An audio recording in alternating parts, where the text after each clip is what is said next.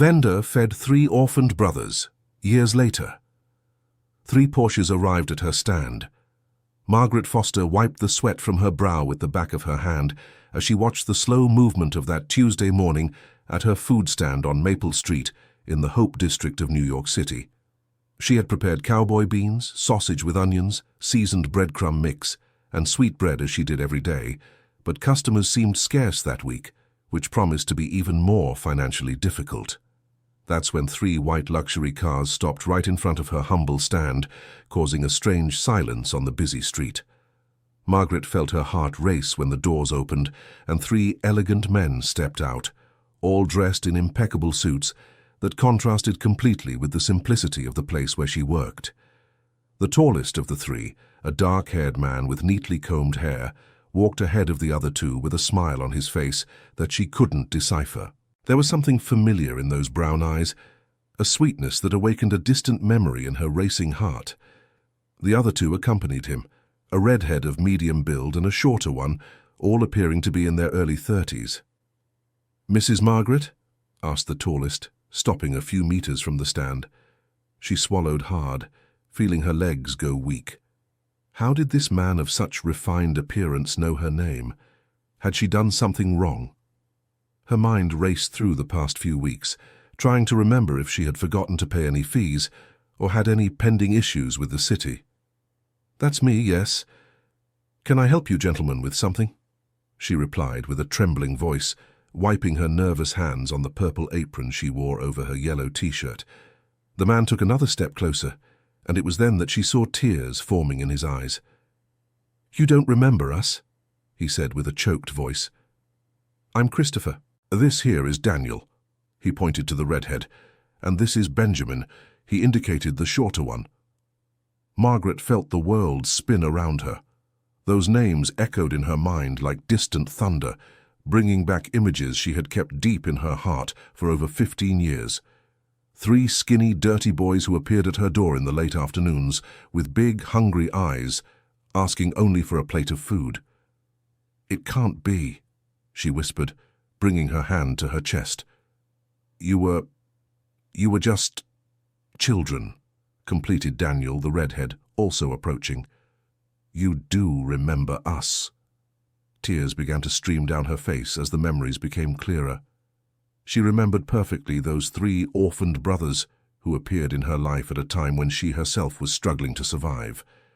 They must have been between 8 and 12 years old at the time, thin as twigs, with torn clothes and bare feet, always dirty from the neighborhood soil. "My boys," she murmured, covering her face with her hands. "My dear boys." Benjamin, the youngest of the group, who at the time was just a shy child who barely spoke, stepped forward and reached out to gently touch her arm. "You saved our lives," he said with an emotional voice. "You can't imagine how many times we thought of you all these years." Margaret looked at the 3 men in front of her, trying to reconcile the images of the hungry boys she had known with these successful, elegant men. The transformation was so stunning, she could hardly believe they were the same people. "How did you find me?" she asked, still in shock. "It took us 3 years of searching," explained Christopher. "We visited every district in New York City where there were street food vendors. We asked on every corner for a blonde woman who made the best cowboy beans in the city and who had a heart too big for her own good." The description drew a teary smile from her, even amid the tears. That was exactly how the neighbors used to talk about her back then, always criticizing her excessive generosity. "I lived in St. John's district at that time," she said. "How did you know I was here?" "Mrs. Patricia, who had the bakery on the corner of your old street, told us you had moved here after you needed to leave there," explained Daniel carefully, avoiding mentioning the painful details. Margaret lowered her eyes. The memory of that time still hurt her deeply. She had lost the house she lived in because she couldn't pay the rent after becoming unemployed. She was forced to move far away, leaving behind not only her old life, but also the 3 boys she had promised to care for. "I wanted to say goodbye to you," she said with a broken voice. "I tried to find out where you were, but no one could tell me. I felt so terrible for abandoning you when you needed me most." "Mrs. Margaret," said Christopher, kneeling beside the stall to be at eye level with her. "You never abandoned us. You planted something in our hearts that sustained us all these years. Every time the world became too difficult, we remembered you and the kindness you showed us." "It's true," agreed Benjamin.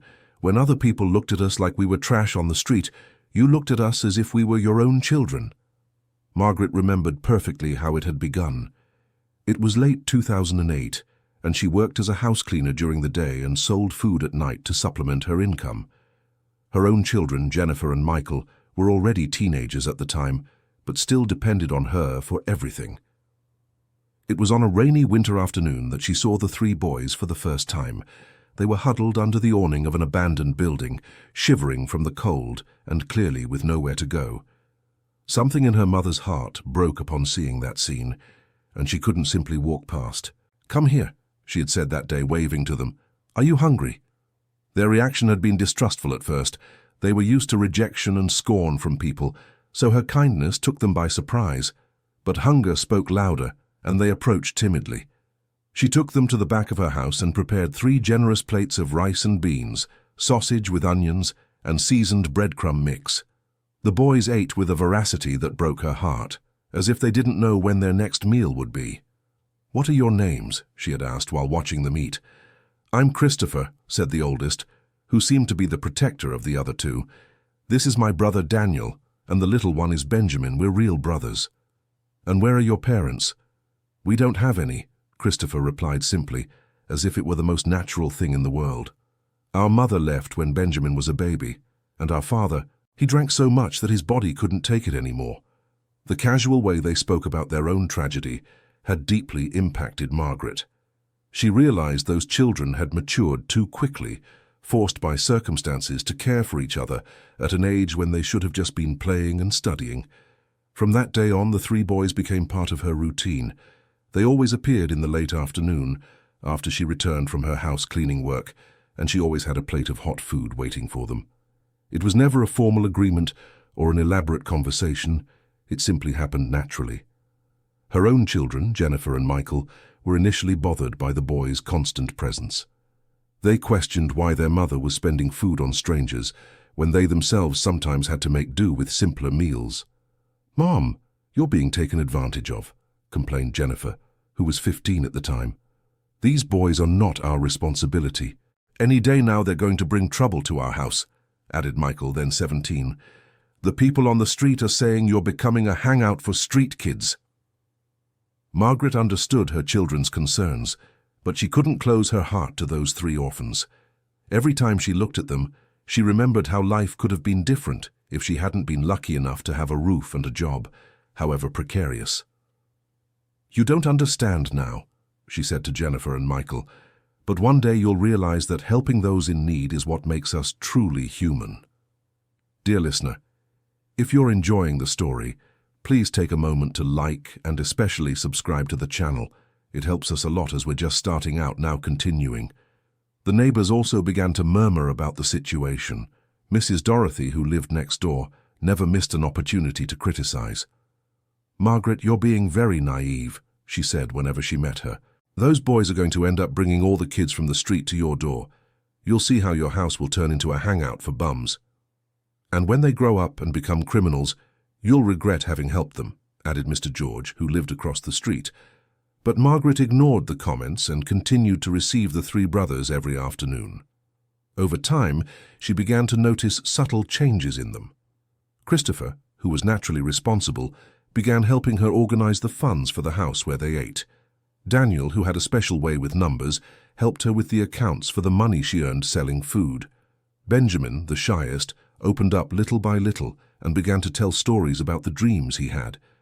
"I want to be a doctor when I grow up," Benjamin revealed one Sunday afternoon while helping to dry the dishes. "A doctor?" asked Margaret, surprised. "Why?" "Because when my father got sick, no doctor wanted to help us because we had no money. If I were a doctor, I'd take care of everyone, even those who couldn't pay." The innocence and determination in the boy's voice touched Margaret's heart deeply. She realized that, despite all the hardships they had faced, those children still kept their dreams and their capacity to love alive. Daniel had other plans. "I'm going to have a big company," he said with shining eyes. "I'll give jobs to lots of people, and no one will go hungry like we do anymore." And Christopher, always more practical, declared, "I'm going to study to become a lawyer and help people like us, who have no one to defend them." Margaret listened to them with a mix of tenderness and sadness. She knew reality is often cruel to the dreams of poor children, but she didn't have the heart to discourage them. On the contrary, she began to encourage them to dream even higher. "You are smart and have good hearts," she always said. "If you work very hard, you can achieve anything you want." For nearly a year, this routine continued. The boys showed up every afternoon, ate, talked a bit, and then left for wherever they slept. Margaret never asked for details about where they spent their nights, but she suspected it was in precarious and dangerous places. The problem began when the 2009 economic crisis hit Margaret's family hard. The lady she worked for as a house cleaner decided to let her go to save money, and her street food sales dropped drastically because people had less money to spend. Margaret began having trouble paying her own bills. The rent for the house was 2 months overdue, and the landlord, Mr. Harold, was losing patience. "Margaret, I understand your situation," he said one afternoon when he showed up to collect payment, "but I have my own bills to pay too. If you can't settle what you owe by the end of the month, I'll have to ask you to leave." It was early June, and Margaret had only 3 weeks to get the money for the overdue rent. She desperately went looking for work, knocked on every door in the district offering her services, but no one was hiring. It was around this time that the neighbors' comments became even more aggressive. "Now you see where your excessive kindness has gotten you," said Mrs. Dorothy in a tone of someone who had been right from the start. "If you had saved the money you spent feeding those boys, you wouldn't be going through this now." "That's what happens when you try to play the saint," added Mr. George. "In the end, it's your own family that suffers." Margaret felt the weight of these criticisms, but still she couldn't close the door on the 3 boys. When they arrived for the daily meal, she shared with them the little she had, even knowing she was compromising her own financial situation even more. Jennifer and Michael grew increasingly irritated with the situation. "Mum, we're going to end up on the street because of your stubbornness," complained Jennifer. "The boys have to fend for themselves. We're not obligated to support them." "You're not thinking straight," said Michael, exasperated. "We're going to lose our home, and you're still worried about 3 boys who aren't even our relatives." Margaret knew her children were right from a practical standpoint, but her heart couldn't accept the cold logic of the situation. Every time she saw the 3 brothers arriving with their anxious little faces, waiting for the food that might be their only decent meal of the day, she didn't have the strength to send them away. The situation reached its limit on a Friday in late June. Mr. Harold appeared at her door, accompanied by 2 men Margaret didn't know. "Margaret, I'm sorry, but I can't wait any longer," he said in a decisive tone. "These gentlemen here are from the eviction office. You have until Monday to settle everything or vacate the house." Margaret felt her world crumble at her feet.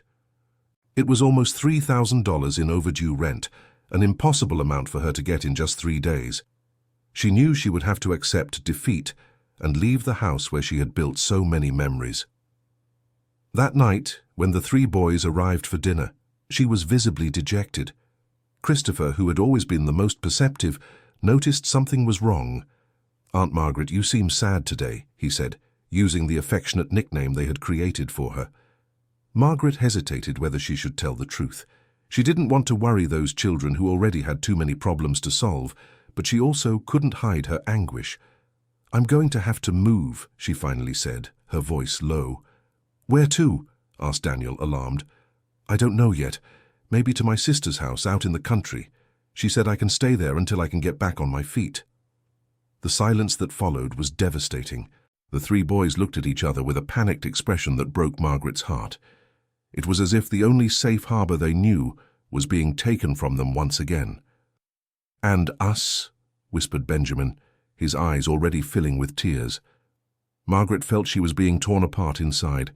She didn't know how to answer because she herself had no answer. She couldn't take them with her to her sister's house, which barely had room for her and her own children. But she also couldn't simply abandon them as if they had never meant anything. "I'll find a way to come back," she promised, knowing it was a promise she might not be able to keep. "You are strong, smart boys. You'll manage to take care of yourselves until I get into a better situation." Christopher, despite still being a child, took on the role of an adult in the conversation. "Don't worry about us, Aunt Margaret," he said, trying to appear brave. "We'll manage. You've already done so much for us." But Margaret could see the fear behind the bravado. She knew those boys were terrified at the idea of facing the world completely alone again. On Saturday, she began packing her things with a broken heart. Jennifer and Michael helped her, eager to leave that difficult situation, but Margaret could barely concentrate on what she was doing. The three boys showed up on Sunday for what would be their last meal together, though no one had the courage to say it out loud. Margaret prepared a special dinner, using the last ingredients she had saved for a special occasion that never came. During the meal, everyone was silent, savoring not just the food, but also that moment they knew was unique and unrepeatable. Margaret committed every detail to memory. The way Christopher chewed slowly to make the food last longer, how Daniel always left a little bit on his plate because he was ashamed of seeming too hungry, and Benjamin's shy smile when she praised him for cleaning his plate completely. "Aunt Margaret," said Christopher when they finished eating, "I want you to know that we will never forget your kindness to us." "It's true," agreed Daniel. "When we grow up and get rich, we'll find you to repay everything you did for us." Margaret smiled with eyes full of tears. She knew they were children's promises, made with a pure heart, but without knowledge of the world's harsh reality. Still, those words touched her deeply. "You owe me nothing," she said, hugging all three at once. "The love you gave me was worth more than anything I could have done for you." Early Monday morning, Margaret and her children left the house, taking only the essentials in a few bags and suitcases. The three boys did not appear to say goodbye, and she imagined it was better that way. Goodbyes were always too painful. During the trip to the countryside, Margaret couldn't stop thinking about the boys. She kept wondering where they would sleep that night, if they would find food, if anyone else would have the same compassion she had. Guilt ate away at her inside, even though she knew there was no viable alternative. The move to her sister Constance's house in Springfield was more difficult than Margaret had anticipated.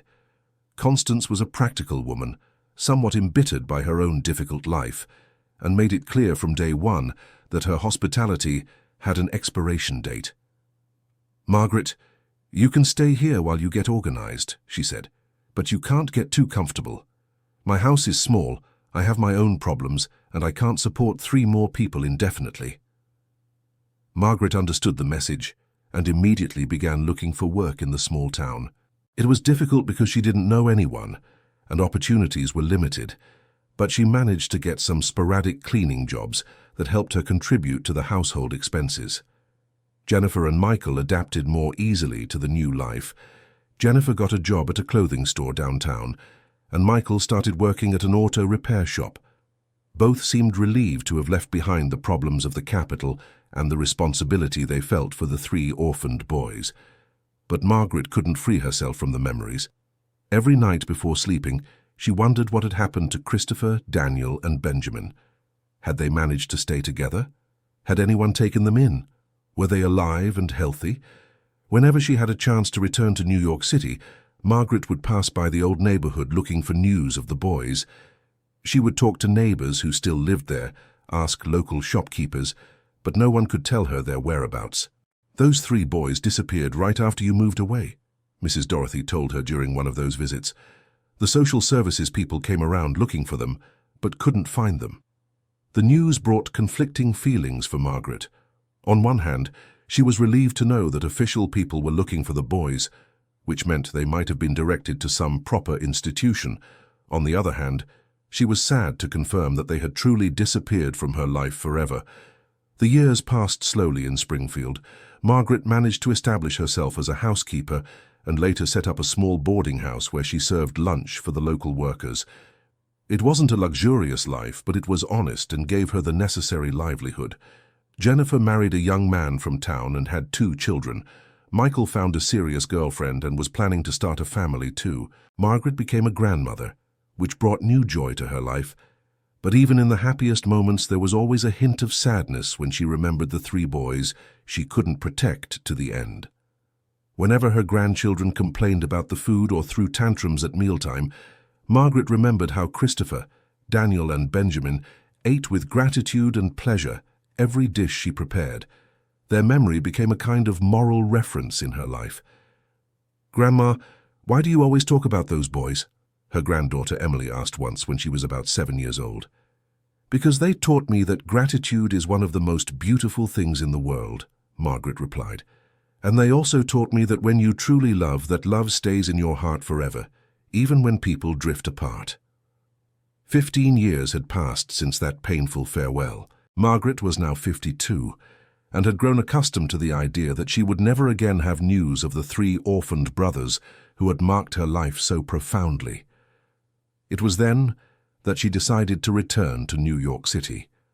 Springfield had become too small for her, and she missed the energy and opportunities of the big city. Her children were already established in their own lives, and she wanted to start anew in a new phase of her journey. She found a small apartment in Hope District, a neighborhood that vaguely reminded her of St. John's District, where she had lived before. She decided to return to what she knew how to do best, preparing food with care and selling it to those who appreciated a home-cooked meal. She set up her stand on Maple Street, on a busy corner where many workers passed by at lunchtime. She prepared the same dishes she had always made: cowboy beans, sausage with onions, well-seasoned breadcrumb mix, and sweet bread. It was simple food, but made with the same love she had always put into everything she cooked. The clientele grew little by little. Margaret had a gift for making each person feel special, asking about their family, remembering each one's preferences, always offering a little extra to those who seemed to be going through difficulties. Mr. Anthony, who worked at a nearby auto parts store, became a regular customer and a friend. "Mrs. Margaret, you have the tastiest seasoning in the area," he would always say. "This food reminds me of what my mother used to make when I was a child." "The secret is to cook, thinking about who will eat it," she would reply. "Food made in a hurry and without care doesn't nourish properly." It was on one of those Tuesday mornings, when business was slow and she was organizing the seasonings for lunch, that the three white cars stopped in front of her stand. And now she was there, facing Christopher, Daniel, and Benjamin, seeing in the successful, elegant men the same affectionate boys she had fed so many years ago. "I can't believe you found me," she said, wiping her tears with the corner of her apron. "We promised we'd look for you when we grew up," remembered Benjamin, who was now a tall, confident man, very different from the shy child of long ago. "We never forget a promise made to someone we love." Margaret looked around, noticing several people had stopped to watch the scene. The luxurious cars stood out in the simple district, and the obvious emotion of the reunion sparked curiosity. Would you like to have lunch?" she asked, still somewhat dazed by the situation. "Of course we would," said Daniel, smiling. "We're dying for Aunt Margaret's cooking." She began to prepare 3 dishes with hands trembling from emotion. As she served, the 3 men began to tell their stories. "When you moved away," explained Christopher, "we were lost for a few days, but then some social workers showed up who had been looking for us for a while. We were taken to a shelter first," continued Daniel. "We stayed there a few months, but they managed to find different families to adopt us. The hard part was being separated," added Benjamin. "We had always stayed together, and suddenly each of us went to a different place." Margaret felt her heart tighten. She had always hoped the 3 had managed to stay together, but apparently it hadn't been possible. "But you found each other again," she said, observing the clear complicity that existed between them.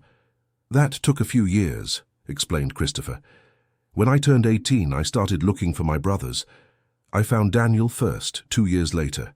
Benjamin was the hardest because he was adopted by a family that moved to another state.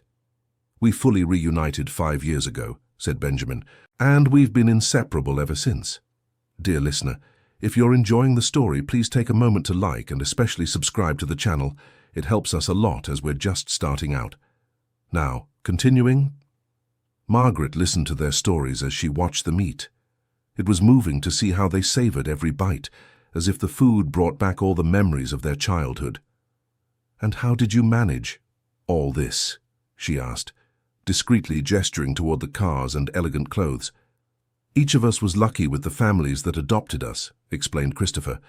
"They were good people who gave us education and opportunities."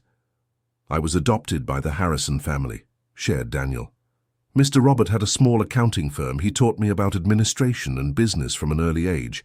When he retired, I took over the company and managed to expand it quite a bit." "My family, the Thompsons, were university professors," said Christopher. "They always encouraged me to study. I graduated in law and now have my own firm specializing in corporate law." "And I went to a family in Pennsylvania," finished Benjamin. "Dr. Frederick was a veterinarian, and he taught me to love animals. I graduated in veterinary medicine and have a clinic that treats both pets and livestock." Margaret listened with her heart overflowing with pride and emotion. The three orphaned boys had truly managed to achieve the dreams they had shared with her in those distant afternoons. "You became everything you dreamed of being," she said, her voice choked. "Not everything," corrected Christopher. "There was one dream that was more important than all the others." "What was it?" "To find you and be able to repay a little of everything you did for us." The words touched Margaret deeply, but also made her a little uncomfortable. She had never helped the boys, expecting repayment in the future. "You don't owe me anything," she said. "I did what any mother would do." "But you weren't our birth mother," said Daniel. "You chose to love us when you had no obligation to do so. That means more than any blood relation." "It's true," agreed Benjamin. "You taught us that family isn't just who you're born with, it's who cares for you, who worries about you, who truly loves you." Margaret felt a lump in her throat. Those words validated one of the most difficult decisions of her life, made at a time when everyone around her criticized her generosity. "But tell me more about yourselves," she said, changing the subject because she was very emotional. "Are you married? Do you have children?" "I've been married to Patricia for 3 years," said Christopher. "She's also a lawyer. We met in college. We don't have children yet, but we're trying." "I'm engaged," said Daniel, smiling. "Veronica is an accountant. She works with me at the company. We're getting married at the end of the year." "And I'm still single," said Benjamin, laughing. "I'm too busy with the animals, not much time left for dating." "He's lying," teased Daniel. "There's a veterinarian who works with him who's crazy to date him, but he's too shy to make a move." Benjamin turned red, and Margaret realized that deep down he was still the same shy boy from before. "Some dreams are still coming true," she said, smiling. "And the families that adopted you? How are they?" "All well," said Christopher. "We keep in touch with them, of course. They are our fathers and mothers too. But we always explained that there was a very special person who was fundamental in our upbringing, and that we wanted to find her to introduce her to them." "You talked about me to them?" "We always did," said Daniel. "We told them how you took us in when we were completely lost, how you fed us and treated us with kindness. They always said they'd like to meet you in person to thank you." Margaret was touched to learn that her memory had been preserved and honored in the boys' new families. "I would love to meet them too," she said. "Don't worry, that will happen," Benjamin assured her. "In fact, they know we were looking for you and are eager to hear how the reunion went." As they talked, some of Margaret's regular customers began arriving for lunch. She was torn between wanting to continue talking with the three men and the need to serve the people who depended on her food. "Don't worry about us, Aunt Margaret," said Christopher, sensing her dilemma. "You need to work. We can wait or come back another time." "No, don't leave," she said quickly. "You just found me. I'm not letting you slip away again so easily." "We won't ever slip away again," promised Daniel. "Now that we know where you are, we'll be here all the time." Margaret began serving the other customers, but she was visibly emotional and distracted. Mr. Anthony was one of the first to notice something special was happening. "Mrs. Margaret, you look like you've seen a ghost," he joked. "Did something good happen?" Margaret looked at the three well-dressed men waiting patiently at a makeshift table made of crates. "Remember, I always talked about the 3 boys I helped many years ago," she said. "Of course I remember. You're always talking about them." "Well, it's them," she said, discreetly pointing. Mr. Anthony's eyes widened. He looked at the 3 well-dressed men and then back at Margaret. "Really? Those street kids turned into these 3 elegant men." "It's incredible, isn't it?" said Margaret, her eyes shining with pride. The news spread quickly among the regular customers. Everyone knew the stories Margaret told about the 3 orphans, and they were impressed by the transformation. "Mrs. Margaret," said Mrs. Helen, who worked at a nearby store, "this seems like something out of a movie. Life sometimes reserves these wonderful surprises for those who deserve it."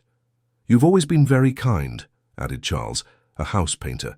"It's beautiful to see that kindness returns to those who plant kindness." The positive comments left Margaret even more emotional.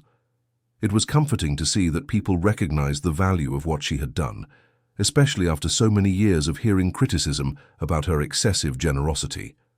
When the crowd thinned a bit, Margaret was able to return to talking with the 3 men. "You must find everything very different from what you expected," she said. "When you met me, I had a house, a more structured life." "Aunt Margaret," interrupted Christopher, "we don't care about that. You're still the same generous and caring person as before. That's what matters to us." "But I wish I could offer more," she said, looking around the simple stall. "You deserve to be welcomed in a better place." "This is the perfect place," said Benjamin. "It was here that you found us again. For us, this place is special." Daniel looked thoughtfully at Margaret as she organized the stall's utensils.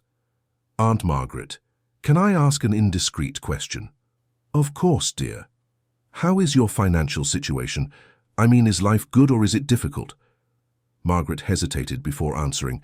She didn't want to seem like she was playing the victim or seeking pity. "It's as it always has been," she said diplomatically.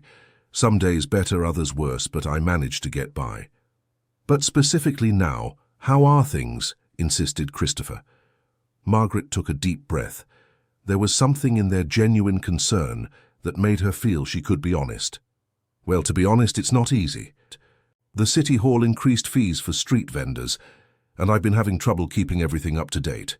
Also, the traffic here has decreased because a large restaurant opened on the corner and some of my customers migrated there." "And where do you live?" asked Benjamin. "In a small apartment nearby. It's simple, but it's my little corner." The 3 men exchanged glances with an expression Margaret couldn't decipher. "Aunt Margaret," said Daniel, "we'd like to help you." Margaret felt a tightness in her chest. It was exactly what she had feared would happen. "You don't need to, my dears. I've always managed on my own, and I continue to manage." "But we want to help," insisted Christopher. "It's not out of obligation or pity. It's out of love and gratitude." "I understand your feeling," said Margaret carefully, "but I can't accept charity. I've always worked for everything I have, and I want to continue that way." The word charity caused an uncomfortable silence among them. "It wouldn't be charity," said Benjamin, hurt. "It would be a gift, a repayment for everything you did for us." "For you it may be a gift, but for me it would be hard to accept," explained Margaret. "Understand, I take pride in being an independent woman. If I accept financial help from you, I'll feel as if I've failed in my life." Daniel leaned forward, trying to find the right words. "Aunt Margaret, when we were children, you didn't make us feel like we were receiving charity. You made us feel like we were part of your family." "Exactly," agreed Christopher. "You never humiliated us or made us feel inferior. On the contrary, you gave us dignity when everyone looked at us like trash." "Now we want to do the same thing," completed Benjamin. "We want to include you in our family, share what we've achieved." Margaret was moved by how they framed the issue, but still felt resistance to accepting. "It's different," she said. "You were children who needed care. I'm an adult responsible for myself." "But you took care of us when you had no obligation to," argued Daniel. "Why can't you let us take care of you now?" "Because," Margaret began, but couldn't finish the sentence. In truth, she didn't know how to rationally explain why it was so hard to accept help. "Aunt Margaret," said Christopher softly, "you taught us that accepting love isn't a sign of weakness.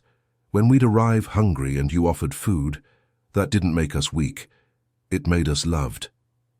The comparison struck a deep chord in Margaret's heart. She had never thought of the situation that way. "Let us love you the same way you loved us," pleaded Benjamin, without thinking about deserving it, without calculating costs and benefits. just because the heart says so. Margaret felt the tears welling up in her eyes again. Their arguments were emotionally irrefutable, yet she still fought against her natural resistance. "I need to think," she said finally.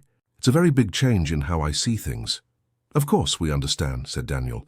"We don't want to pressure you, we just want you to know the door is open." "And it doesn't have to be anything over the top," added Christopher. "It could just be a way for us to help you feel more secure, so you can work without the stress of overdue bills." The conversation was interrupted by the arrival of Mrs. Helen, who came to pick up her late afternoon meal. "Mrs. Margaret, I wanted to say goodbye to your special guests," she said with a smile. "It's so beautiful to see this reunion." "Thank you, Mrs. Helen," replied Margaret.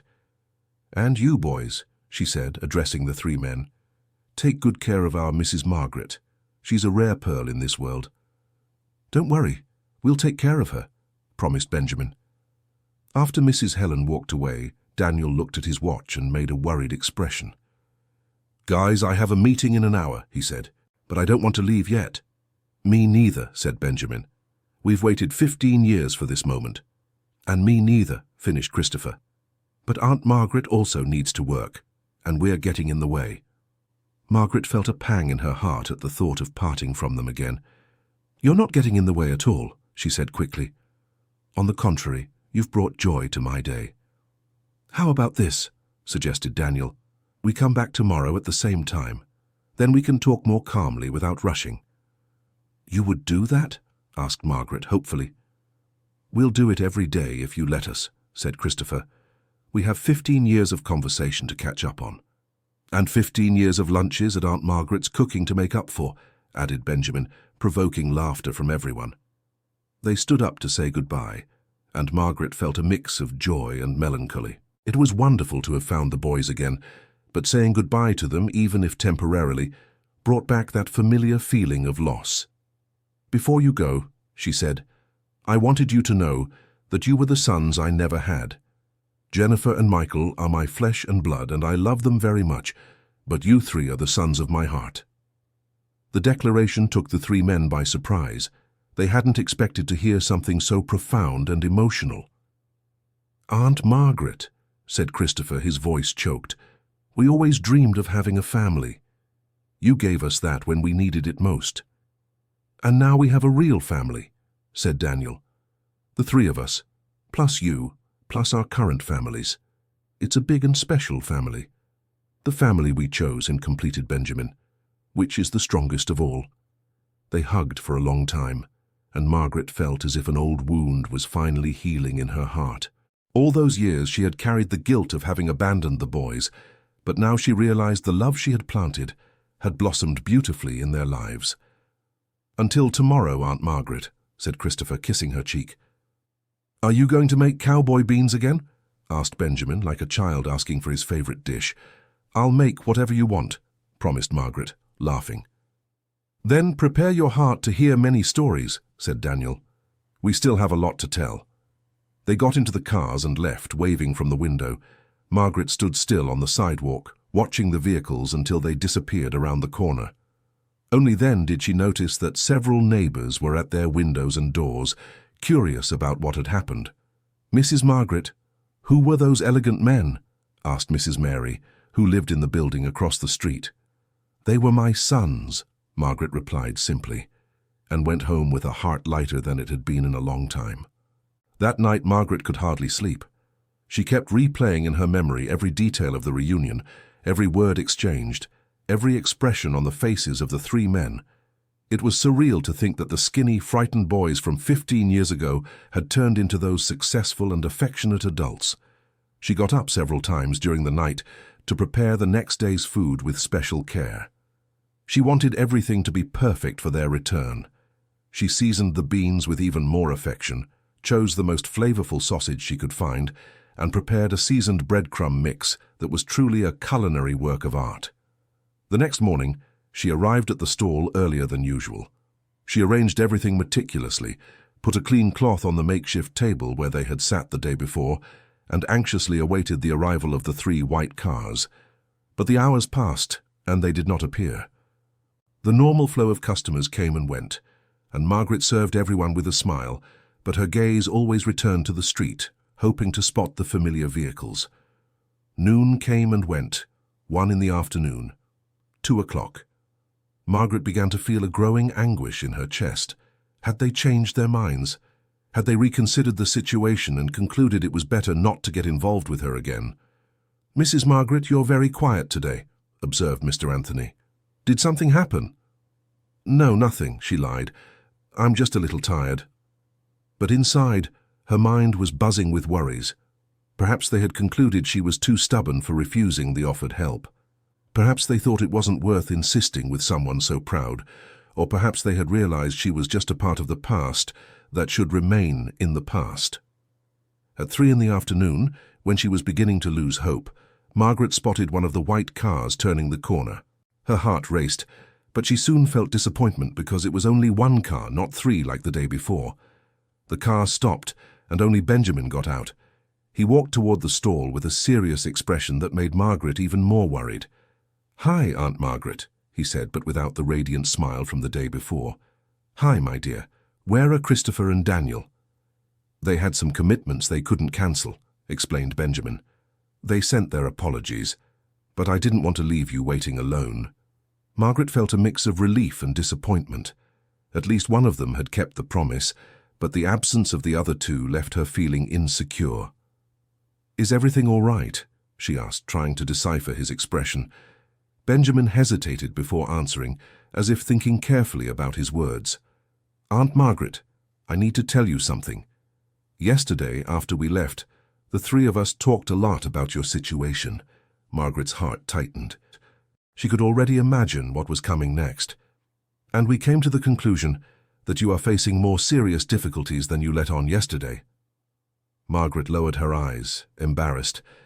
It was true she had downplayed her problems, but she didn't want to seem like she was asking for help. "We decided to investigate on our own," continued Benjamin. "Christopher used his lawyer contacts to check your situation with the City Hall and found out you owe several fees and are at risk of losing your work license." Margaret felt invaded and a little betrayed. She hadn't expected them to investigate her life without permission. "Daniel talked to some local merchants and found out you are 3 months behind on rent and could be evicted at any moment." The information was correct, but Margaret was mortified to know her problems had been exposed in this way. "You had no right to do that," she said, her voice tense. "My private life is my responsibility." "We know we invaded your privacy," admitted Benjamin, "but we did it because we care about you. When someone we love is in trouble, we need to know the extent of the problem to be able to help properly." "I already said I don't want help," said Margaret more firmly than she intended. "And we respect that," said Benjamin. "But we also can't just ignore that you could end up on the street if you don't manage to resolve these issues." Margaret felt a growing anger. She wasn't angry at the 3 men specifically, but at the situation that made her seem like a person incapable of taking care of herself. "Look, Benjamin, I know you have good intentions, but I can't accept you treating me as if I were some poor soul who needs saving." "That's not it, Aunt Margaret. We're not treating you like a poor soul. We're treating you like family." "Family doesn't invade each other's privacy without warning," she retorted. Benjamin seemed hurt by the answer, but didn't give up on the conversation. "Aunt Margaret, when we were children, you didn't ask us if we wanted help. You simply reached out and took us in. Why is it so hard to let us do the same thing?" The comparison was valid, but Margaret felt the situation was different. "You were vulnerable children. I am a responsible adult." "Adults can become vulnerable sometimes too," argued Benjamin. "And when that happens, it's beautiful to be able to count on those who care about us." Margaret took a deep breath, trying to control the mix of feelings overwhelming her. On one hand, she was touched by their genuine concern. On the other, she felt humiliated for having her life investigated and her independence questioned. "What do you intend to do with this information?" she finally asked. "We want to propose an agreement," said Benjamin. "Something that is dignified for you and allows us to help without you feeling humiliated." "What kind of agreement?" Benjamin sat at the same crate table from the day before and gestured for her to sit as well. "We thought of a partnership," he said. You would contribute the recipes and the culinary knowledge, and we would contribute the capital to set up a real restaurant. Margaret's eyes widened. It was a much more ambitious proposal than she had imagined. A restaurant? That's right. Nothing too big at first. Just a cozy place where you can prepare your special foods with more structure and comfort. And how would this partnership work? You would be the majority partner, explained Benjamin. You'd have 51% of the business. The three of us would split the other 49% between us, just as investors. Margaret was surprised by the details of the proposal. It was evident they had thought carefully about how to structure the business fairly. But why would you do this, she asked. It's a lot of money to invest in something uncertain. First, because we believe in the quality of your food, said Benjamin. Yesterday, when we tried the cowboy beans, it brought back such intense memories that we were sure other people would also be moved by this food. And second, because we want to be part of your life in a way that's good for everyone, not as benefactors, but as partners. Margaret pondered the proposal. It was tempting, but also frightening. She had never run a business bigger than her street stall. I don't know anything about running a restaurant, she said. We can help with the administrative part, offered Benjamin. Daniel understands financial management, Christopher knows the legal side, and I can help with suppliers and food hygiene issues. And if it fails, what if I lose your money? Then we lose it together, said Benjamin simply. That's what happens in real partnerships. Everyone shares the risks and the benefits. Margaret stood up and began pacing back and forth, thinking about the proposal. It was an incredible opportunity, but also a huge responsibility. I need time to think, she finally said. Of course. It's an important decision, agreed Benjamin. But while you think, we'd like to at least resolve the most urgent problems. What do you mean? The city fees and the overdue rent. We'd like to pay that off so you can think about the restaurant proposal without the pressure of being evicted. Margaret felt the blood rush to her head. Benjamin, I already said I won't accept charity. It wouldn't be charity, he said quickly. It would be an advance on the future partnership's profits. And if I decide not to accept the partnership, then it becomes an interest-free loan, which you pay back when you can. Margaret stopped pacing and stared at Benjamin.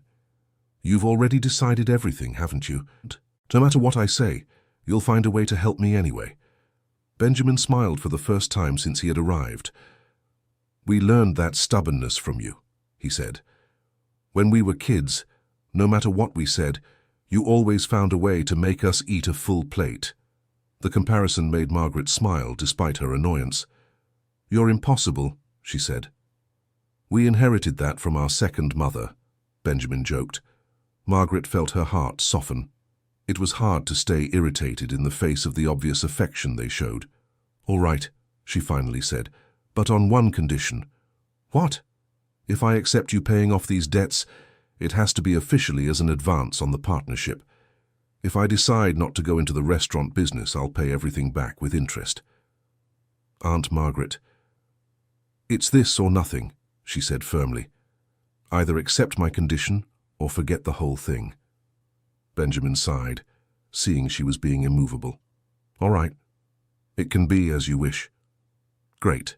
Now let me serve you a plate of food. You must be starving, said Margaret, changing the subject. Actually, I came here more to talk than to eat, admitted Benjamin. Talk doesn't fill the belly, she said, already preparing a plate. Eat up, while I keep thinking about this crazy idea you've come up with. While Benjamin ate, Margaret watched him silently. It was impressive how he kept some childhood mannerisms, like the way he chewed slowly to savor each bite. Benjamin, can I ask a question? Sure. Did you three talk about me all these years? Always, he answered without hesitation. Every time we reunited, the first thing we did was share if anyone had discovered something about you. And what did you say about me? Benjamin stopped eating and looked at her affectionately. We talked about how you taught us there was kindness in the world, about how you made us feel worthy of love when everyone else made us feel like a nuisance. Margaret felt her eyes well up. And we talked about how we wanted to be able to repay you one day, he continued. We imagined ourselves as successful adults, coming back to thank and take care of you." "It was just a child's imagination," said Margaret. "No, it wasn't," said Benjamin firmly. "It was a real dream that gave us the strength to endure the hard times. When life got too tough, we remembered you and knew there was true love in the world." "You idealize me too much," said Margaret. "I only did what any decent person would do." "That's not true," said Benjamin. "You were the only person who did. Hundreds of people passed through our lives during those months on the street, and you were the only one who extended a hand to help us." The statement left Margaret thoughtful. She had never considered her attitude as something exceptional. "Aunt Margaret, can I tell you a secret?" asked Benjamin. "You may." "When we were at the shelter before we were adopted by different families, we made a pact." "What kind of pact?" "We promised that no matter what happened, we would always remember you as our first real mother. And we promised that one day we would find each other again and come to thank you." Margaret was moved to hear about the childhood pact that had become reality. "And we promised one more thing," Benjamin continued. "What?" "That we would take care of you in your old age, just as you took care of us in our childhood." The revelation touched Margaret deeply, but also made her a little uncomfortable. "Benjamin, I'm not a helpless little old lady," she said. "We know that," he said, laughing. "But we also know that everyone deserves to have a support network, especially someone who dedicated so much of their life to caring for others." Margaret fell silent, processing everything she had heard. The conversation was more intense than she had anticipated. "Where are Christopher and Daniel again?"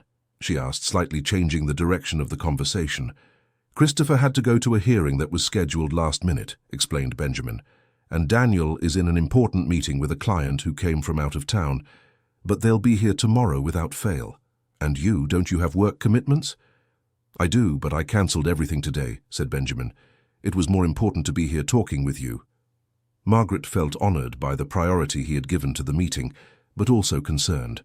"I don't want you to jeopardize your work because of me." "Aunt Margaret, you are more important than any job," said Benjamin. "We spent 15 years looking for you. Now that we've found you, nothing is more of a priority than rebuilding this relationship." The declaration moved Margaret, but also brought a new worry. "What if I don't live up to your expectations?" she asked. "You spend so much time idealizing this reunion. What if the reality is disappointing?" Benjamin stopped eating and looked seriously at her. "Aunt Margaret, yesterday when I saw you again after 15 years, do you know what my first thought was?" "I don't know." "That you were exactly as I remembered. Not physically, of course, because we've all changed, but the essence, the affection, the way you look at people, all the same." "How can you be so sure in such a short time?" "Because when you served us food yesterday, you did exactly as you did before. You put a little extra on the plate, asked if it was good, and watched us eat with that satisfied mother's smile." Margaret hadn't realized she had unconsciously repeated the same gestures from 15 years ago. "And when we offered money and you refused," Benjamin continued, "I remembered how you always refused when we offered to help wash the dishes or sweep the yard. You always said our only obligation was to eat and be happy." "The situation now is different," observed Margaret. "It is, and it isn't," said Benjamin. "You're still the same person who puts others' well-being above your own. That's why you're working at this stand under sun and rain instead of accepting an offer that could improve your life." "It's not that simple," protested Margaret. "I know it isn't," agreed Benjamin. "I know you have pride, you have fear, you have doubts, but I also know that deep down you want to trust us the same way we trusted you when we were children." The observation was insightful and uncomfortably true. "Perhaps," admitted Margaret. "Then let us prove we deserve that trust," asked Benjamin. "Accept that we pay off your urgent debts and then think calmly about the restaurant proposal." Margaret sighed. It was getting harder and harder to resist his affectionate persistence. "All right," she finally said, "but with all the conditions I set." Benjamin smiled broadly. "Perfect. I'll call Christopher now and ask him to handle the City Hall part, and I'll talk to Daniel so he can speak with your landlord." "Wait a minute," said Margaret, alarmed. "Today? Why not? The faster we resolve it, the sooner you'll have peace of mind to think properly about the restaurant proposal." Margaret was stunned by the speed at which things were moving. "I haven't even fully agreed yet." You agreed, said Benjamin, already dialing his phone. Hi, Christopher. Yes, she accepted. That's right. You can handle it today. Okay, we'll talk later. He hung up and looked at Margaret with a victorious air. Done. Christopher is going straight from his hearing to City Hall. By 5 o'clock your fees will be paid off. My God, murmured Margaret. You all are truly impossible. And Daniel will stop by here shortly to get your landlord's information. He's coming here. Of course.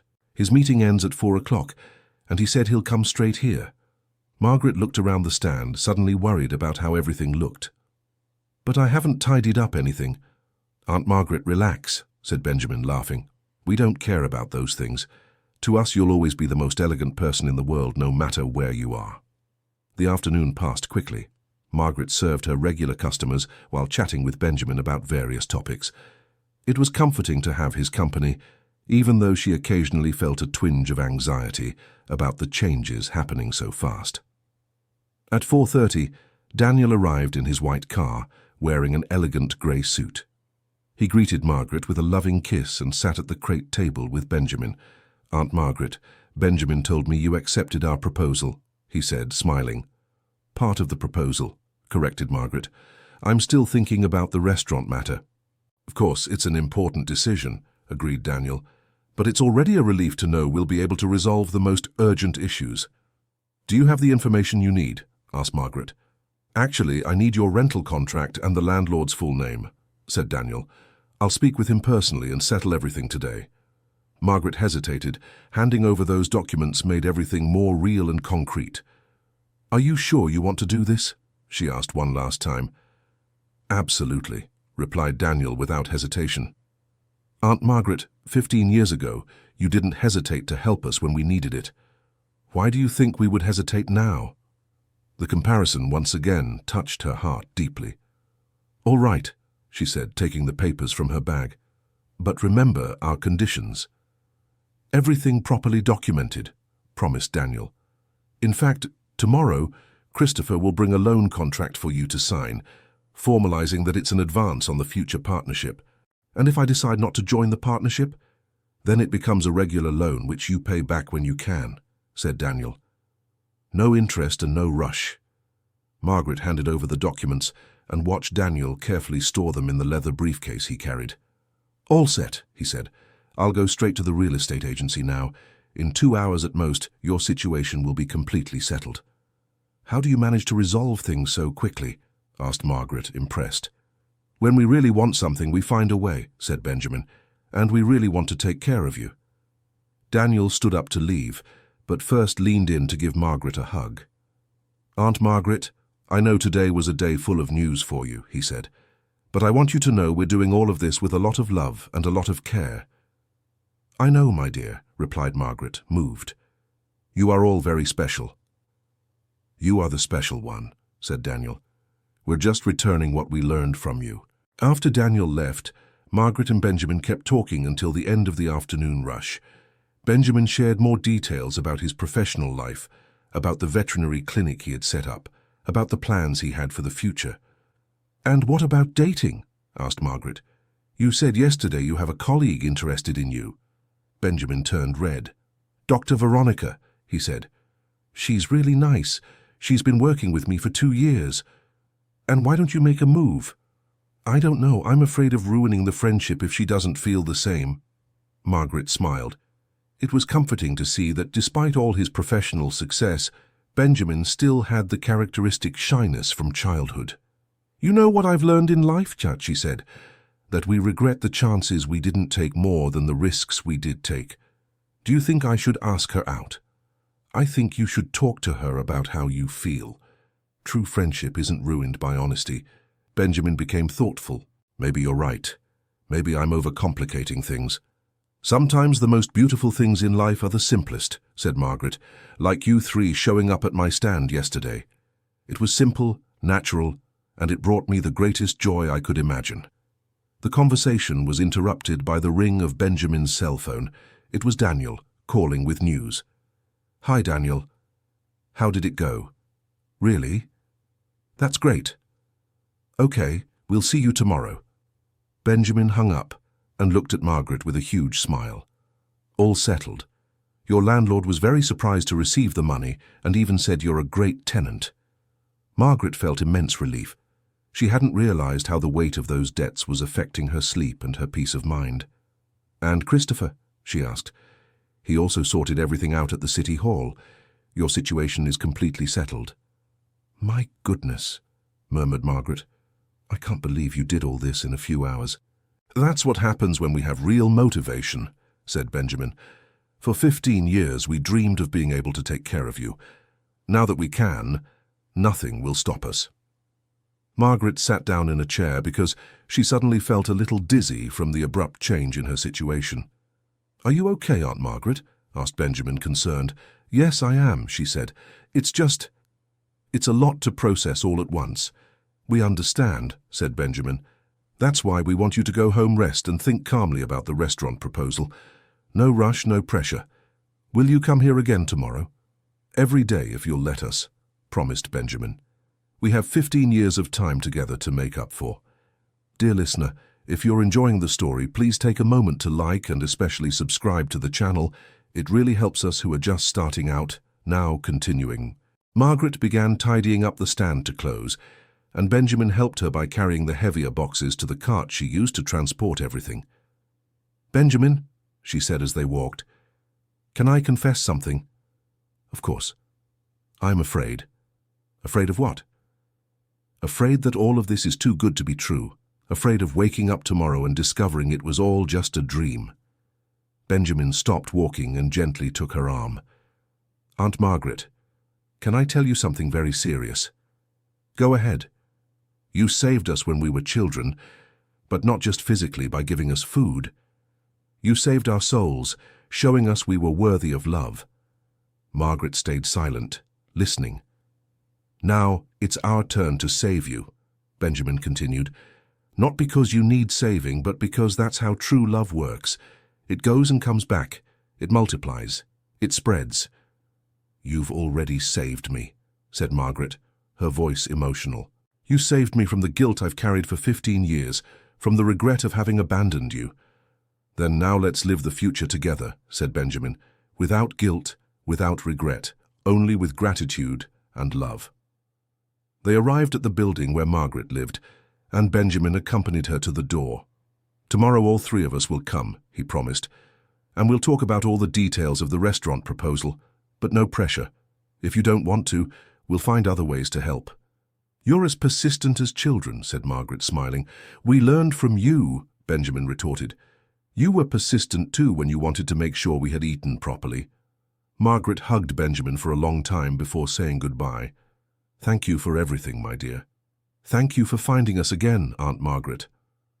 That night, Margaret dined for the first time in months without worrying about unpaid bills. It was a strange and liberating feeling at the same time. She kept thinking about the restaurant proposal, imagining what it would be like to have her own place to pursue her passion for cooking. But she also thought about the fears she felt. She had never run a big business, never worked in partnership with other people. What if it didn't work? What if she disappointed the 3 men who believed in her so much? On the other hand, they had shown a determination and affection that touched her deeply. They were successful and intelligent men, who certainly wouldn't be making the proposal if they didn't truly believe in the project's viability. Margaret slept better that night than she had in a long time. In her dreams, she saw herself cooking in a spacious, well-equipped environment, serving her specialties to satisfied customers, with Christopher, Daniel, and Benjamin by her side, like a family reunited. The next day, Margaret woke up early and got ready with special care. She chose her best work clothes and made sure to prepare the food with even more care. She had a feeling that day would be decisive for her future. She arrived at her stand and found a surprise.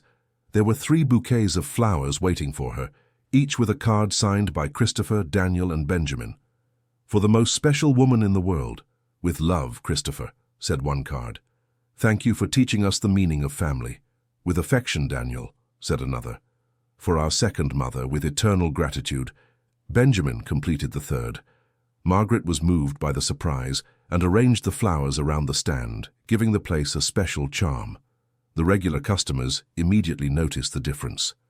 "Mrs. Margaret, what beautiful flowers!" exclaimed Mrs. Helen. "Did something special happen?" "My sons gave them to me," said Margaret, and for the first time she referred to the three men that way without hesitation. "What caring sons you have," commented Mr. Anthony. "It's beautiful to see the love of children for their parents." Margaret smiled, feeling her heart warmed by the comments. It was comforting to see that other people also saw their relationship as a true family. Around 11 o'clock, the three white cars arrived simultaneously. Margaret felt her heart race with joy upon seeing Christopher, Daniel, and Benjamin stepping out of the vehicles with radiant smiles. "Good morning, Aunt Margaret," they greeted in unison, like children arriving for breakfast. "Good morning, my dears. Thank you for the flowers. They're beautiful." "Did you really like them, Ma'am?" asked Christopher. "We wanted to give you a special gift to mark our second day of reunion." "It was perfect," said Margaret. "It gave my stand a whole special charm." They sat at the crate table, and Margaret served 3 generous plates of the food she had prepared with such care. "Today we brought something important to show you," said Daniel, pulling out a leather briefcase similar to the one he had carried the day before. "What is it?" "A complete project for the restaurant," explained Christopher. "We spent the whole night working on it." "You didn't sleep because of me?" asked Margaret, worried. "We couldn't stop thinking," admitted Benjamin. "It was like being children on Christmas Eve." Daniel opened the briefcase and took out several sheets with floor plans, budgets, and financial projections. "Look here, Aunt Margaret," he said, spreading the papers on the table. "We found a perfect commercial spot 3 blocks from here. It's small, cozy, and has a kitchen that can be adapted to your needs." Margaret looked at the plans with curiosity and admiration. It was evident they had invested considerable time and effort into the project. "The place seats about 20 people," explained Christopher. "It's nothing too big to start, but with room for expansion in the future if it works out." "And what would the investments be like?" asked Margaret. "We calculated an initial investment of $100,000, said Daniel. "That includes the first year's rent, kitchen renovation, equipment purchase, furniture, and working capital for the first few months." Margaret was startled by the amount. It was a lot of money, more than she earned in 2 years of work. "That's a lot of money," she said. "For the 3 of us splitting it, it's not," said Christopher, "and we made a return on investment projection that is very realistic." Daniel showed a spreadsheet with detailed calculations. "If you serve an average of 50 meals per day," he explained, "with an average ticket of $15, the restaurant would have a monthly revenue of about $22,000. Deducting costs for ingredients, employees, rent, and other expenses," continued Christopher, "the net margin would be approximately $8,000 per month." $8,000 a month? Repeated Margaret, incredulous. It was more than she earned in 3 months at the stand. "And that's being conservative," added Benjamin. "We believe your food can attract many more customers than 50 per day." Margaret studied the numbers, impressed by the level of detail in the proposal. "Do you really believe my food can generate all this?" "Aunt Margaret," said Christopher seriously, "yesterday we talked with some of your customers here at the stand. Everyone praises not just the flavor, but especially the care you put into the food." "It's true," agreed Daniel. "Mr. Anthony said your food reminds him of what his mother used to make. Mrs. Helen said she eats here every day because she feels at home." "What you have isn't just culinary talent," explained Benjamin. "It's a gift for making people feel welcomed and loved through food. That's rare and very valuable." Margaret was moved by the testimonials, but she still had fears about the project's viability. "What if it doesn't work out?" she asked. "What if I can't manage a business that size?"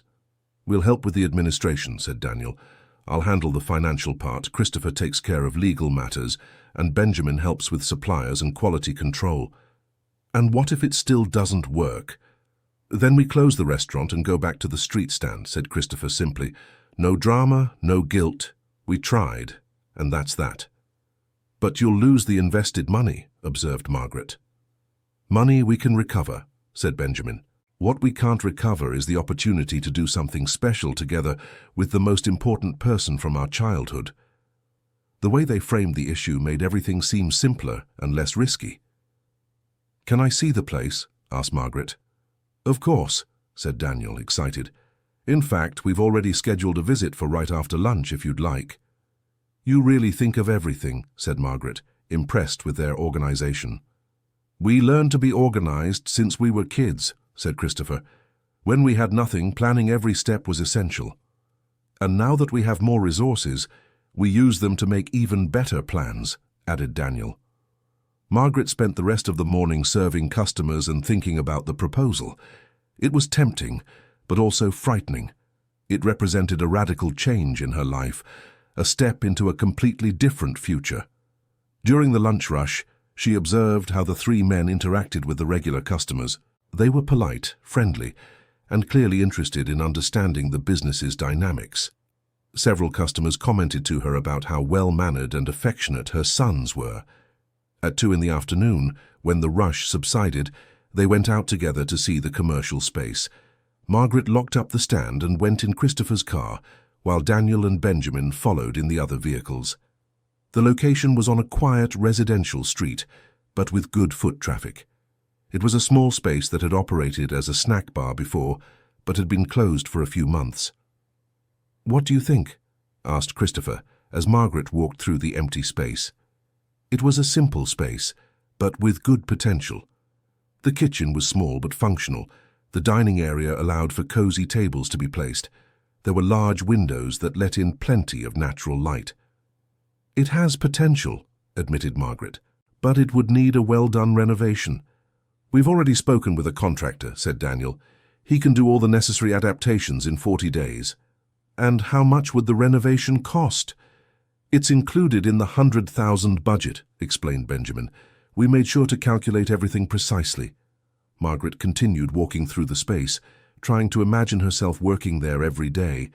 It was hard to visualize how it would look when finished, but there was something about the place that attracted her. "The location is good," she observed.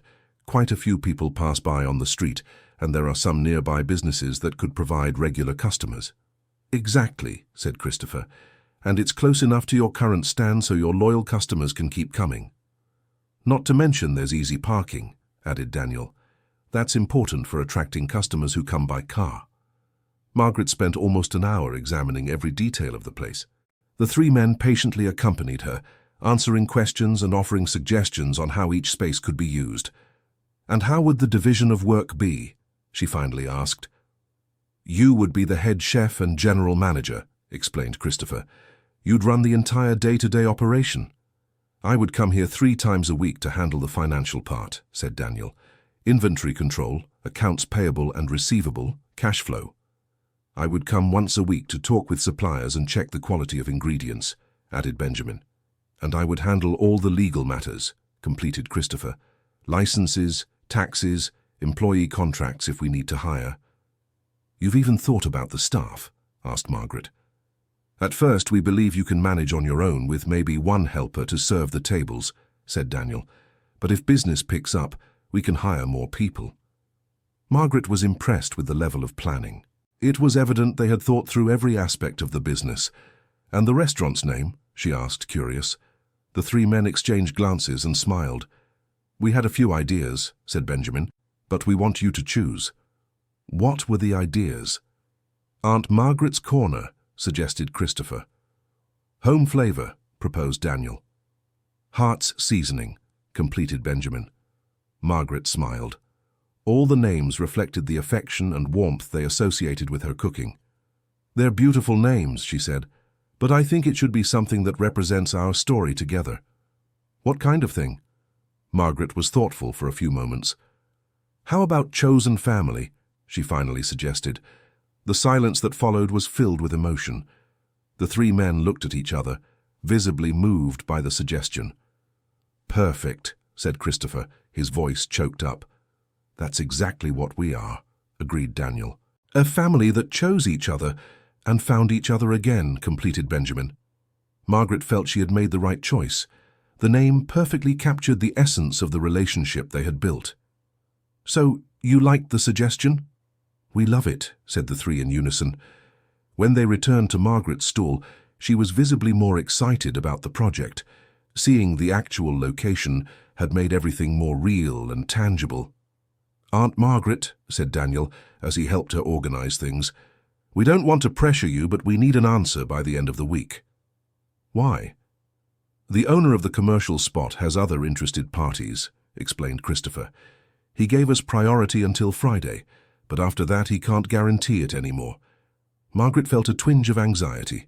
It was too important a decision to be made under deadline pressure. I understand, she said. I'll think it over carefully until Friday. Of course, said Benjamin, and if you have any questions, you can call any of us at any time. They exchanged phone numbers, and Margaret was moved as she saved the three men's contacts in her simple cell phone. Christopher, Daniel, and Benjamin, she said, looking at the screen. After 15 years, you're in my address book again. And this time forever, promised Christopher. That night, Margaret called her children Jennifer and Michael to tell them about the reunion and the partnership proposal. Mom, are you sure they're the same boys? Asked Jennifer, suspicious. Couldn't it be some kind of scam? Jennifer, I would recognize them anywhere, said Margaret. It's really them. I have no doubt. And this restaurant proposal? Michael wanted to know.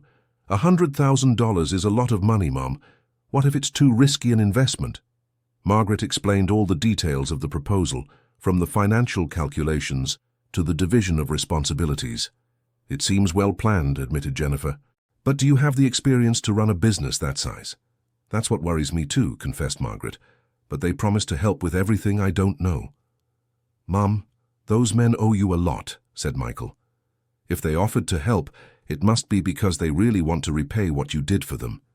Do you think I should accept? I think you should follow your heart, said Jennifer. You've always been a courageous woman.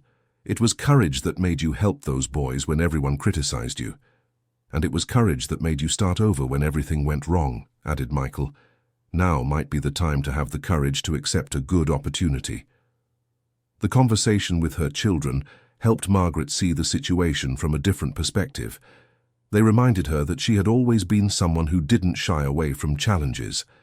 In the following days, Christopher, Daniel, and Benjamin continued showing up at the stand daily. Each conversation brought new details about how the restaurant would operate, but also revealed more about each of their personalities and values. Margaret discovered that Christopher had specialized in business law precisely to help small businesses establish themselves legally and safely.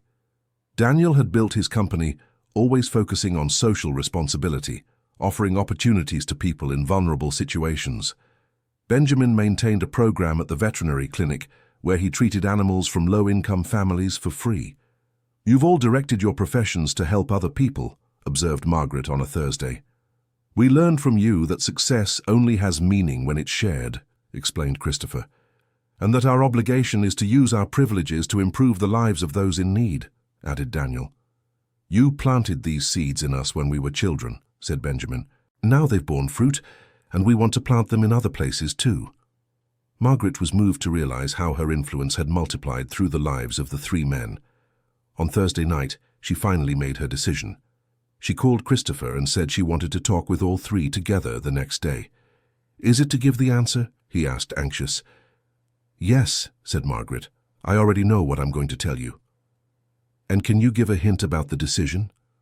Margaret smiled, though he couldn't see it over the phone. Tomorrow you'll find out, she said.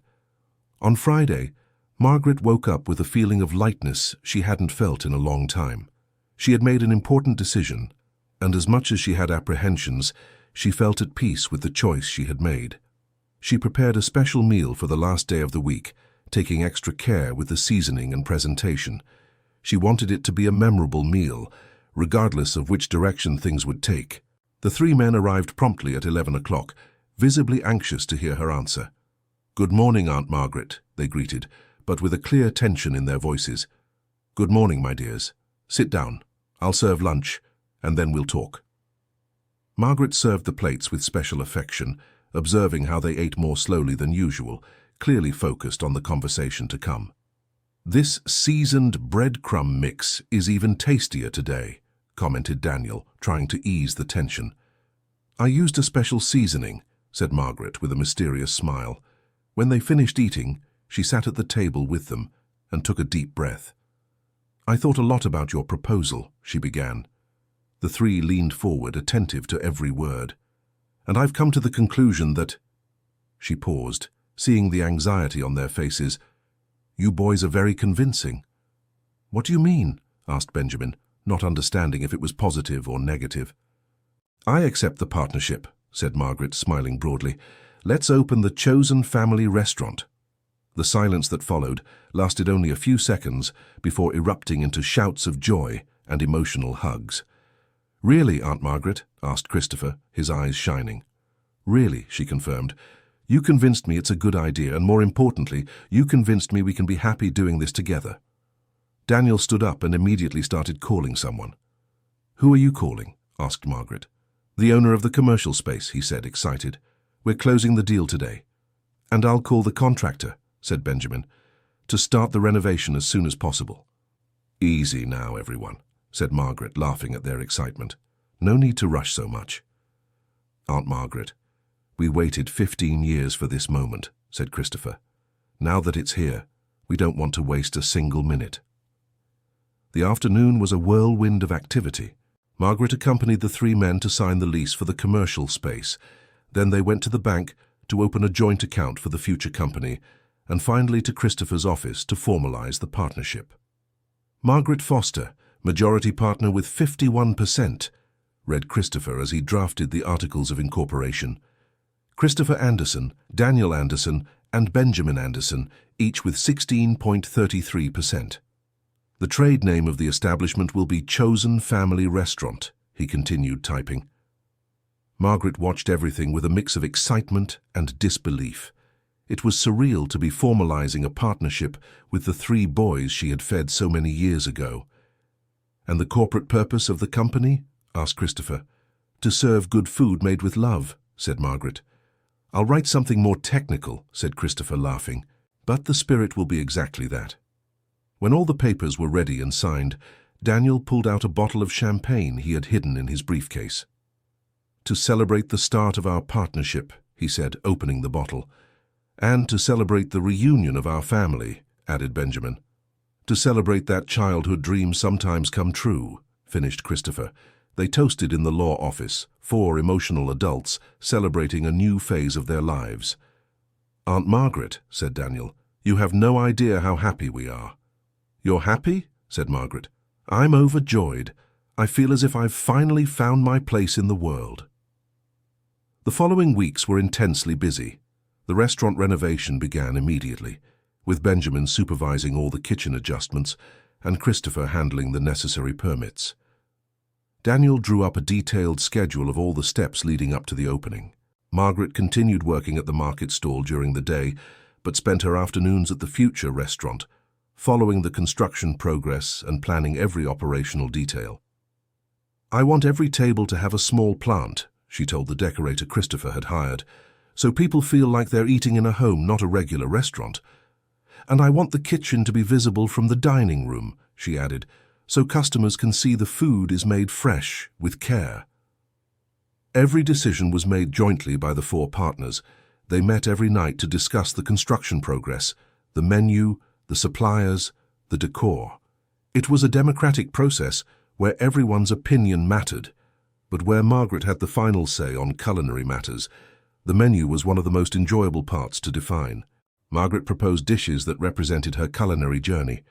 The cowboy beans the three men loved so much, the sausage with onions that was a hit at the stall, but also more elaborate recipes she had learned over the years. "What if we include some regional dishes from other states?" suggested Benjamin, "to attract people from different backgrounds." "Good idea," agreed Margaret.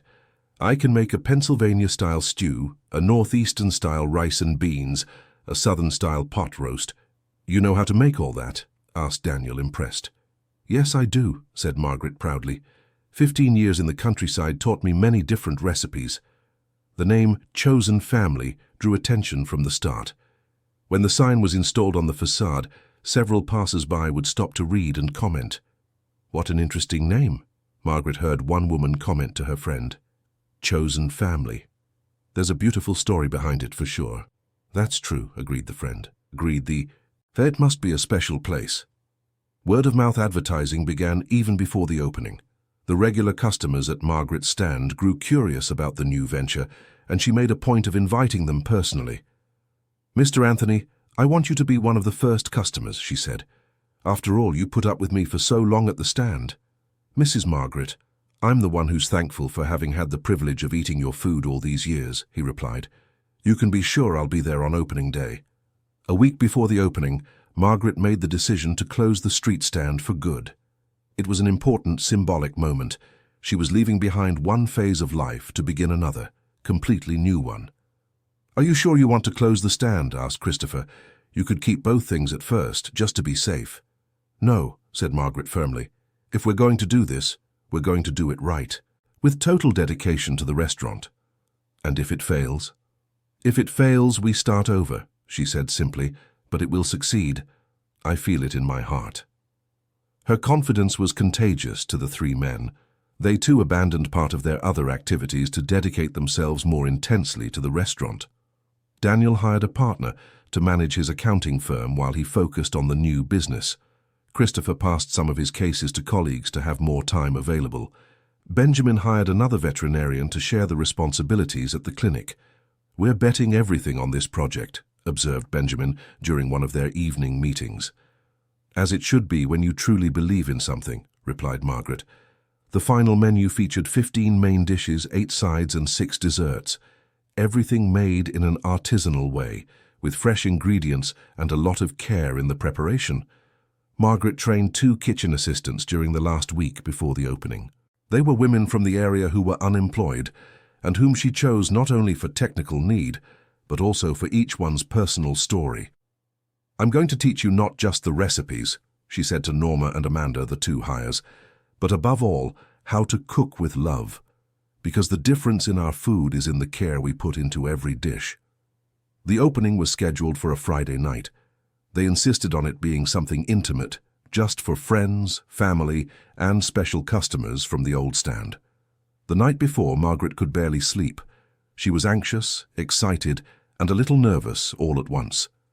It was the culmination of a process that had begun 15 years earlier, when 3 orphaned boys appeared in her life. On opening day, Margaret woke up early and went to the restaurant to prepare everything personally. She wanted to make sure every detail was perfect. The space had turned out exactly as she had dreamed. Cozy, familiar with simple but warm decor. Warm. The light wood tables, the plants on each table, the view into the kitchen, everything helped create a family home atmosphere. "It looks beautiful," said Christopher when he arrived in the morning. "Exactly as we imagined." "Even better," said Daniel. "It has Aunt Margaret's touch in every corner." "And it has our story in every detail," added Benjamin. Margaret had prepared a special menu for the opening, with dishes that represented their journey. The cowboy beans that united the family, the sausage with onions that was always Daniel's favorite, the special seasoned breadcrumb mix that Christopher always asked for seconds of, and the sweet bread that Benjamin loved for dessert. The first guests arrived at 7 in the evening. Mr. Anthony was one of the first, accompanied by his wife, whom Margaret had never met. "Mrs. Margaret, congratulations on the restaurant," he said, moved. "And these must be your famous sons." "They are indeed," said Margaret proudly, introducing Christopher, Daniel, and Benjamin. Mrs. Helen arrived shortly after, bringing her daughter and 2 grandchildren. "I told the whole family they had to come try Mrs. Margaret's food," she explained. Gradually, the small dining room filled up. Jennifer and Michael came from Springfield especially for the occasion, bringing their young children. The adoptive families of Christopher, Daniel, and Benjamin also attended, curious to meet the woman they had heard so much about. "So you are the famous Aunt Margaret," said Mrs. Patricia Harrison, Christopher's adoptive mother. "Our son has talked about you almost every day since he was a child." "The pleasure is all mine," replied Margaret, moved. "You saved my boy's life when he needed it most." "I think it was you who saved all of us," said Mrs. Patricia. "The love you planted in his heart spread to our entire family." Similar conversations happened with the families of Daniel and Benjamin. It was moving to see how their stories had intertwined with other families, creating a network of affection and gratitude. When everyone was served, Christopher asked for attention to make a speech. "I'd like to say a few words about why we're all here today," he began. The room fell silent. 15 years ago, 3 lost and orphaned boys found a woman who changed their lives forever, continued Christopher. "She fed us when we were hungry, took us in when we had nowhere to go, and taught us that love existed in the world. Today, those 3 boys have become men, but they never forgot the most important lesson they learned, that true family isn't determined by blood, but by love and the choice to care for one another." Margaret felt tears streaming down her face. "That's why when we decided to open this restaurant, there was only one possible name, Chosen Family," said Christopher, "because that's what all of us here today are, a big family that chose each other and loves each other." The applause was long and emotional. Margaret stood up to respond to the speech, but for a few moments she couldn't speak due to the emotion. "My dears," she finally said, "I always thought I had lost those 3 boys forever, and today I discovered that not only have I found them again, but I've gained a huge and special family. When I started selling food on the street, I was just thinking about earning a day's living," she continued. "I never imagined I'd be here today, in this beautiful place surrounded by so many dear people.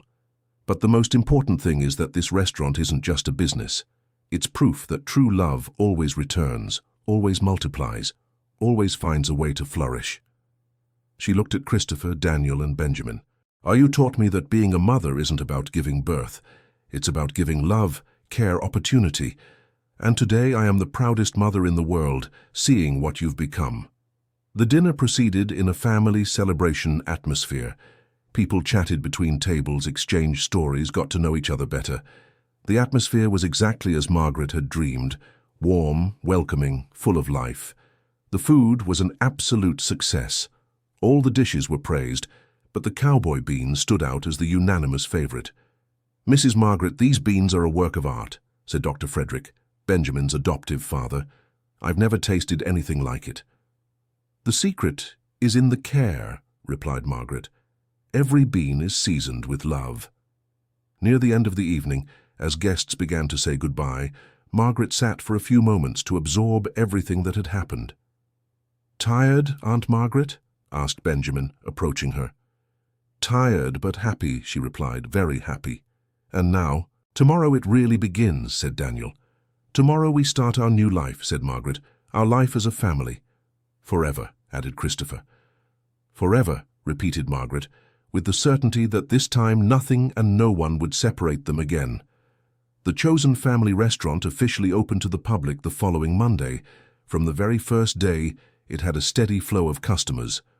Word-of-mouth advertising worked better than any marketing campaign. Margaret established a routine that left her fully fulfilled. She arrived at 6 in the morning to supervise the preparation of all the dishes, spent the entire day cooking and talking with customers, and closed at 9 in the evening with a heart full of gratitude. Christopher, Daniel, and Benjamin religiously kept their promises of participation. Each had their fixed day to go to the restaurant, in addition to showing up whenever needed to resolve specific issues. "How are the numbers?" asked Margaret on a Monday, 2 weeks after the opening. "Better than our most optimistic projections," replied Daniel, smiling. "We're serving an average of 80 meals a day." "80?" repeated Margaret, surprised. "But you had calculated 50. "It's the power of food made with love," said Benjamin. "People can feel the difference." "And the best part is that 60% of the customers are returning," added Christopher. "That means we're not just attracting the curious, but building a loyal clientele." The profits exceeded all expectations. In just 1 month, the restaurant was already operating in the black, covering all costs and generating a monthly income for Margaret that was 3 times greater than what she earned from her street stall. "Aunt Margaret, I think we're going to need to hire 1 more person for the kitchen," suggested Daniel in a monthly meeting. "And maybe 1 more waitress for the dining room," added Benjamin. "The lunch rush is getting too intense for just 2 people. Margaret agreed with the hires. It had always been her dream to be able to offer jobs to other people, and now she had the means to do so. They hired Josephine, a 55-year-old woman who had lost her job at a cleaning company, and Tiffany, a 20-year-old young woman trying to save money to study culinary arts. "I want you both to understand something," Margaret said to the 2 new employees on their first day. "This restaurant is more than a business, it's a family, and now you are part of this family too." The philosophy of treating employees like family proved to be correct. Josephine and Tiffany dedicated themselves to their work, with the same affection Margaret put into the kitchen, creating a harmonious and productive work environment. 3 months after the opening, Margaret received an unexpected call. It was from a magazine specializing in gastronomy, wanting to do a feature on the restaurant. "We've received several recommendations from readers talking about you," explained the journalist. "They say there's an interesting story behind the business." Margaret was nervous about the proposal, but Christopher encouraged her to accept. "It's a good opportunity for publicity," he said, "and our story deserves to be told." The article was published under the title, "The Restaurant Born from Love." It told the story of Margaret's reunion with the 3 orphaned brothers and how it resulted in the establishment. "Chosen Family is not just the name of the restaurant," says Margaret Foster, majority owner of the establishment. "It's our life story," quoted an excerpt from the piece. The impact of the article was immediate. The restaurant's traffic doubled overnight, with people coming from distant districts specifically to see the place and its story. "Aunt Margaret, I think we need to think about an expansion," said Daniel, observing the line forming on the sidewalk during peak hours. "Expansion?" asked Margaret. "Maybe rent the vacant space next door," suggested Christopher. "We could expand the dining room." Margaret became thoughtful. It was an important decision, representing a new level for the business. "Let's take it slowly," she finally said. "First, let's consolidate what we have. Then we can think about growing." The wisdom of that decision proved to be right. Instead of expanding physically, they chose to further enhance the quality of service and food. They created seasonal dishes, established partnerships with small local producers, and implemented a reservation system to better serve customers. The restaurant's first anniversary was celebrated with a special party. Margaret made a point of inviting all the people who had participated in the opening, plus customers who had become special friends during the year.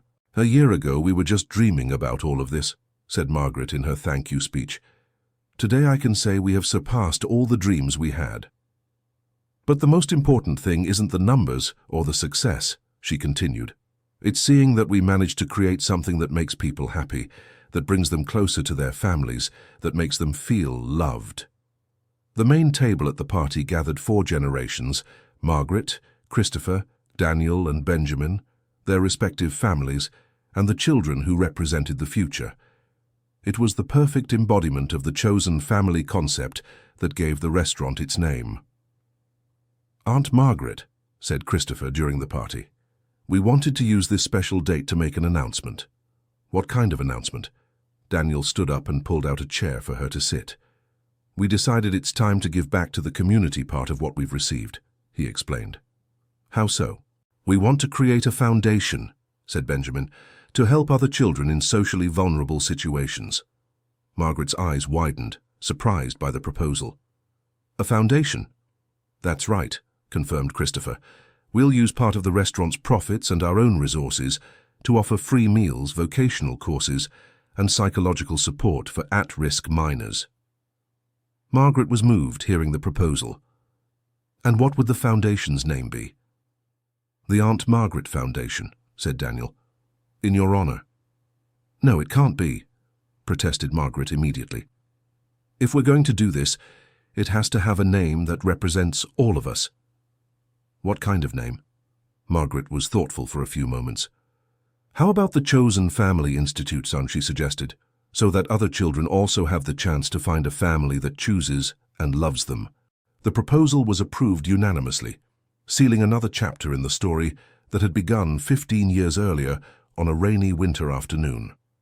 The institute began its activities 6 months later, initially serving 50 at-risk children and adolescents. The work was coordinated by social workers and psychologists, but Margaret insisted on participating actively, especially in the food aspect.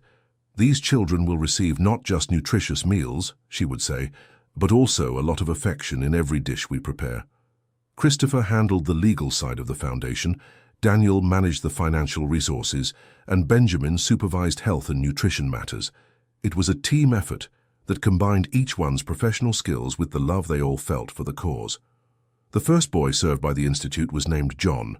He was 8 years old and lived on the streets downtown. When Margaret saw him for the first time in the foundation's dining hall, she had an immediate flashback of the 3 boys she had fed years before.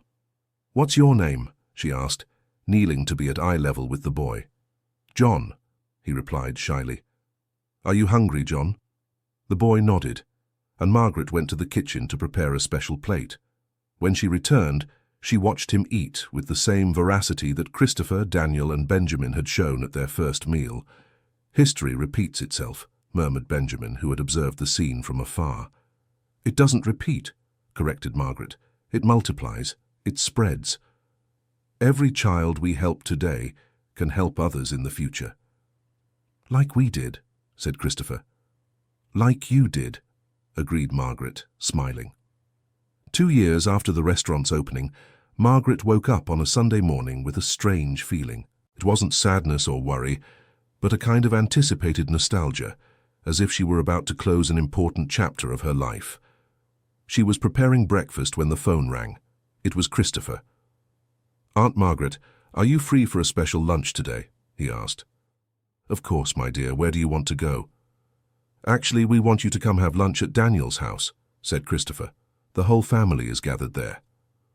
Margaret found the invitation odd, but accepted without question. Daniel lived in a large house in the city's upscale district, and she had rarely been there. When she arrived, driven by Benjamin in his car, she found a much larger gathering than she expected. Present were not only Christopher, Daniel, and Benjamin with their families, but also Jennifer and Michael with their children, and even some people she didn't immediately recognize. "What's going on here?" she asked, curious. "It's a celebration," said Daniel mysteriously. "A very special celebration." "A celebration of what?" "You'll find out," said Christopher, smiling. They sat around the large dining table, and Margaret noticed a special decoration with flowers and candles. "Aunt Margaret," began Benjamin, standing up, "the 3 of us wanted to take this special moment to say some important things. 2 years ago, when we reunited with you, we thought we were repaying the kindness that saved us in childhood," continued Christopher. "But we discovered you kept teaching and inspiring us every day," added Daniel. Margaret listened carefully, not understanding where this was leading. "That's why we want to formalize something we've known for a long time," said Benjamin. Daniel stood up and brought from another room an official document, signed and stamped. "What is this?" asked Margaret. "It's our legal petition for you to be officially recognized as our adoptive mother," explained Christopher. Margaret felt the world spin around her. She wasn't expecting anything like this. "What do you mean?" "You've always been our mother in our hearts," said Benjamin. "Now we want you to be our mother in the eyes of the law as well." "But you're already adults," stammered Margaret. "How can there be adoption of adults?" "Yes, there is," explained Christopher. "It's called adult adoption. It's a legal recognition of existing emotional bonds." Margaret looked at the document, trying to process what was happening. "And you really want this?"